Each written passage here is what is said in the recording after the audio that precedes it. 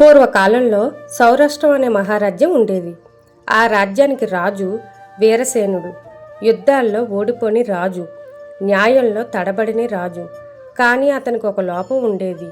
తన నిర్ణయాలే పరమసత్యమని గర్వపడేవాడు.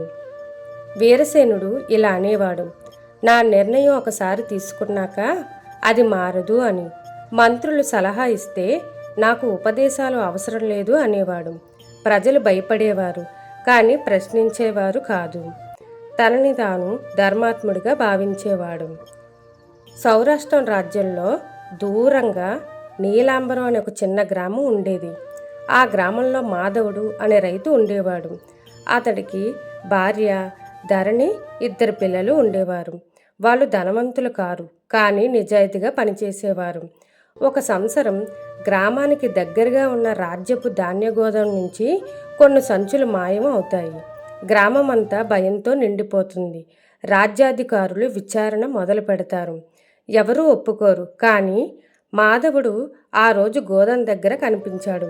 కారణం ఏమిటంటే అతను అక్కడ పనిచేసే కూలి.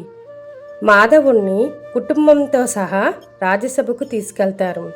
ధరణి పిల్లల్ని గట్టిగా పట్టుకొని భయంతో నిలబడుతుంది. మంత్రులు చెబుతారు, రాజా, ఇది చిన్న విషయం కాదు, లోతుగా విచారణ అవసరం. కానీ వీరసేనుడు ఒక్కసారి మాధవుణ్ణి చూస్తాడు. అతని దుస్తులు చిరిగిపోయి ఉన్నాయి, కళ్ళల్లో భయం ఉంది, మాటలు సరిగా రావడం లేదు. రాజు మనసులో ఒక భావన, ఇంత భయం ఉన్నవాడు నేరం చేసినవాడే అని. మాధవుణ్ణి గోదాం దొంగతనం నేరం కింద మోపుతారు. అతనికి శిక్ష, అలాగే అతని ఆస్తిని జప్తు చేసి గ్రామం నుంచి వెలివేస్తారు. ధరణి నేలపై కూలిపోతుంది. పిల్లలు ఏడుస్తారు. నాన్న తప్పు చేయలేదు అని ఎంత అరిచినా వాళ్ళు వినలేదు. గ్రామం చివరన ఒక పాడుబడ్డ గుడిసెలో వాళ్ళు ఆశ్రయం తీసుకున్నారు. మాధవుడు అవమానం భరించలేక కొన్ని రోజుల్లో జబ్బు పడ్డాడు. ఆ రాత్రి ధరణి పిల్లల్ని గట్టిగా పట్టుకుంది. మాధవుడు ప్రాణాలు విడిచాడు. అతని నేరం పేదవాడు కావడం. మాధవుడు కొడుకు చిన్న వయసులోనే పని కోసం బయటికి వెళ్తాడు. తల్లి, ఆ అమ్మాయి నిశ్శబ్దంగా ఉండిపోతారు. ధరణి రోజూ ఒకే మాట అంటుంది, రాజు తీర్పు దేవుడి తీర్పు అనుకున్నాను, అది మా శాపం అయ్యింది అని కృష్ణుణ్ణి చూస్తూ బాధపడుతుంది. కొన్ని నెలల తర్వాత ఈ విషయం వీరసేనుడికి చేరుతుంది.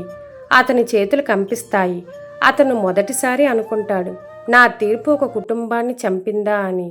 అదే సమయంలో ఒక యాదవ యువకుడు సౌరాష్ట్రానికి వస్తాడు.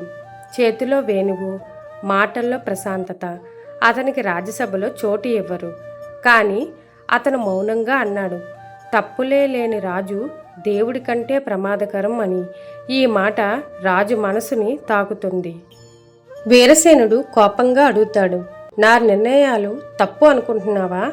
కృష్ణుడు ప్రశాంతంగా, తప్పు కాదు రాజా, కానీ పరిశీలించిన నిర్ణయం గర్వం నుంచే పుడుతుంది. ధర్మం ప్రశ్నలకు భయపడదు. కృష్ణుడు అడుగుతాడు, నువ్విచ్చిన చివరి తీర్పు వల్ల ఏమయ్యిందో తెలుసా? నిరపరాధ కుటుంబం నాశనమయ్యింది. రాజు తీర్పు వల్లే రాజు కూలిపోతాడు. రాజు ఆ మాటలను అంగీకరిస్తాడు. నా బుద్ధి నా ధర్మానికి అడ్డుగా నిలిచింది. ఆ రోజు నుంచి రాజ్యసభలో ఒక నియమం పెట్టాడు, ఏ నిర్ణయం కూడా ఒక మనిషి గర్వం మీద ఉండకూడదు. వీరసేనుడు అడుగుతాడు, నువ్వు ఎవరు అని. అప్పుడు కృష్ణుడు చిరునవ్వుతో అక్కడి నుంచి నిశ్శబ్దంగా వెళ్ళిపోతాడు. గర్వంతో తీసుకున్న నిర్ణయం ధర్మం కాదు. ధర్మానికి నమ్రత అవసరం. దేవుడు రాజును కాపాడలేదు, రాజును రాజుగా మార్చాడు. ఈ వీడియో గనక మీకు నచ్చితే జై శ్రీకృష్ణ అని కామెంట్ చేయండి.